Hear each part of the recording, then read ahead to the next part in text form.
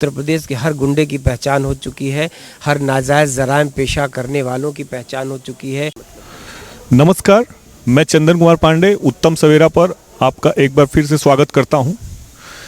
इस समय हम मौजूद हैं वाराणसी के प्रतिष्ठित डीएवी इंटर कॉलेज में और हमारे साथ मौजूद हैं पूर्वांचल विकास बोर्ड के उपाध्यक्ष डॉक्टर दयाशंकर मिश्र दयालु।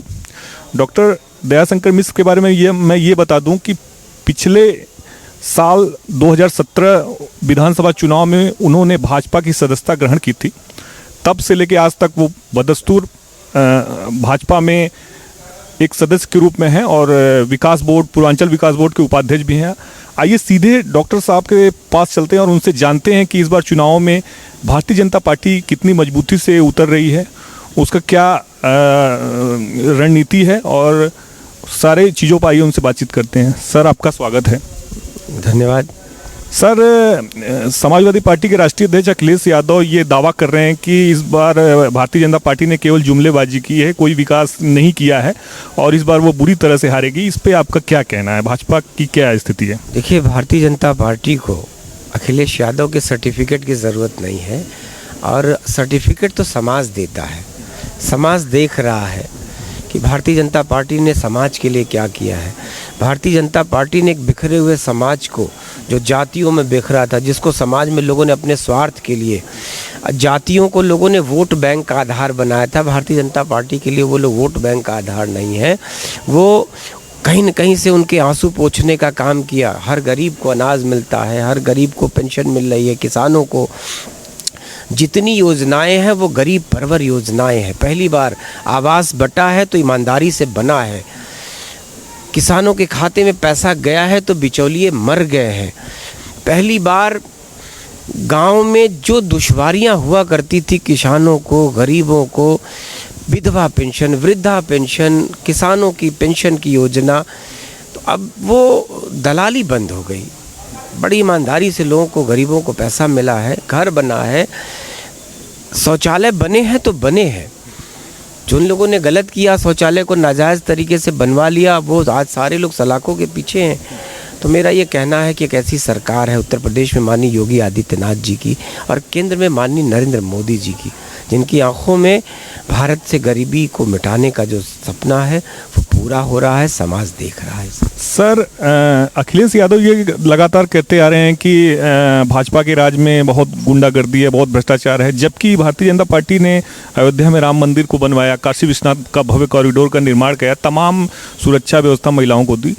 अब उन्होंने जो टिकट जारी किए हैं उसमें ज़्यादातर दागी हैं और वो भाजपा पे आरोप लगा रहे हैं। तो इस पे आप क्या कहेंगे? इसके बावजूद भी वो भाजपा को घेरे में ले रहे हैं, तो इस पे आप क्या कहेंगे? देखिए, एक बहुत जागरूक समाज है, उसको पता है कि गुंडा कौन है और कैसा राज था, इसके पहले का राज कैसा था, उस राज में कैसा व्यवहार समाज के साथ, माता बहनों के साथ, कैसे लोगों की इज्जत से खिलवाड़ होता था, कैसे असुरक्षित थी माताएं बहनें।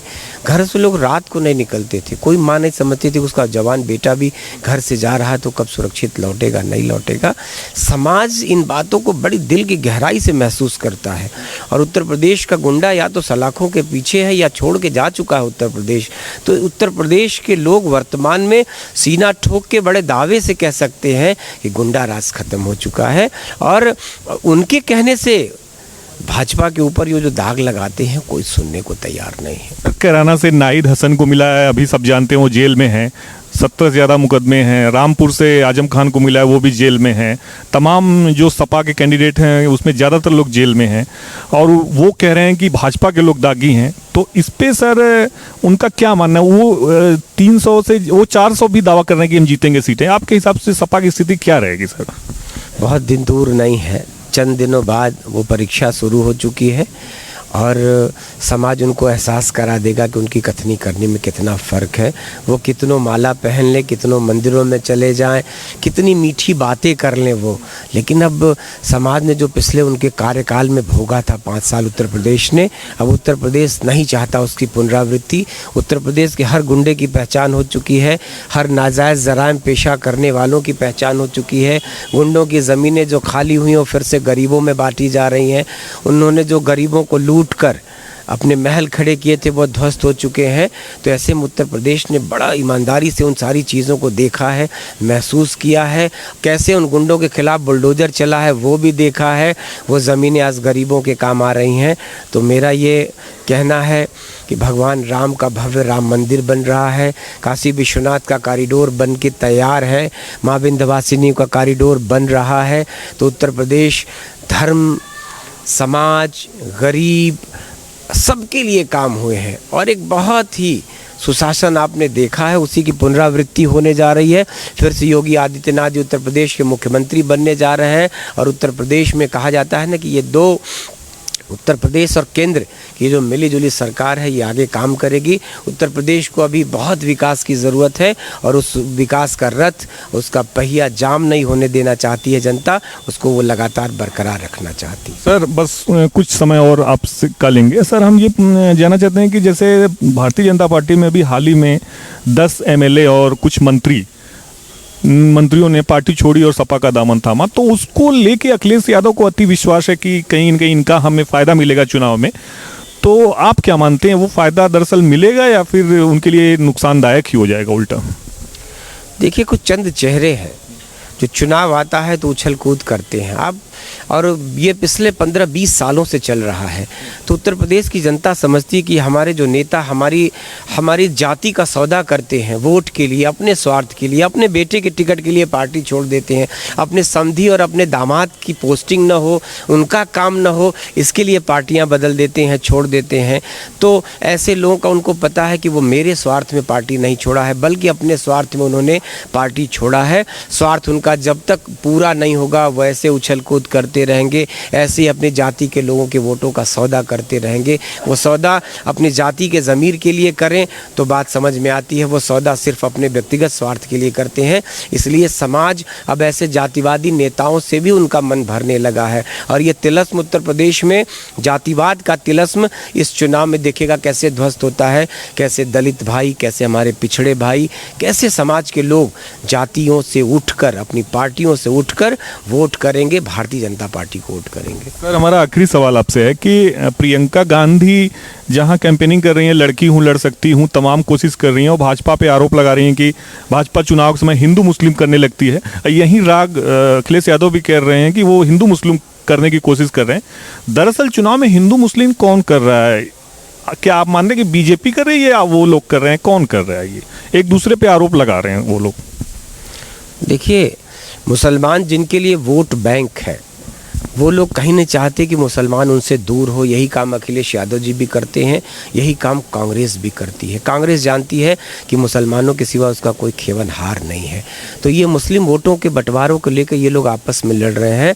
सच ये है कि अगर कोई पेंशन बटी है, सच ये है कि कोविड काल में भी अगर गरीबों को, श्रमिकों को, लेबरों को, घर लौट के आने वाले कोरोना से पीड़ित लोगों को खाते में अगर पैसा गया है तो उसमें सबसे ज़्यादा पैसा मुस्लिम भाइयों के खाते में गया है। आपने देखा होगा बैंकों के सामने कैसी कतारें लगी थी, और वो गरीब अनाज बटा है तो वो हिंदू मुसलमान देख के नहीं बटा है। किसान भी है, वो गांव का किसान है तो वो भी हिंदू मुसलमान देख के नहीं। सिर्फ किसान की बात हुई, सिर्फ गरीब की बात हुई, सिर्फ कोरोना पीड़ित मजदूर की बात हुई। तो समाज में अब हम लोग, भारतीय जनता पार्टी जाति देखकर सियासत नहीं करती, न करती है, न करेगी। और समाज को बांटने वाले लोग, ये आखिरी चुनाव है, ये चुनाव कहीं न कहीं से जातिवाद की राजनीति करने वाली पार्टियों की समाप्ति में उनकी ताबूत की आखिरी कील साबित होगी। ये चुनाव परिणाम आपको बताएगा कि ये लोग कैसे खत्म हो जाते हैं। सर एक और बस कि पेंशन की अखिलेश यादव ने बहुत एक कार्ड खेला है, पेंशन कार्ड। 2004 में पेंशन बंद कर दी गई थी।